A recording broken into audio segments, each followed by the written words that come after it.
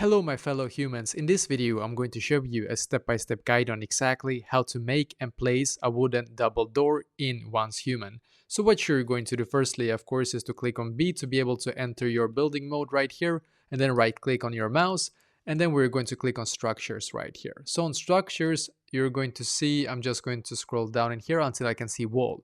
So the first thing we need to do is to look for this door right here. As you can see, the most wide door right here, so just click on it, and I'm going to select that I want to have it right here, as you can see. So let's say that I want to be able to have my two doors right here, as you can see.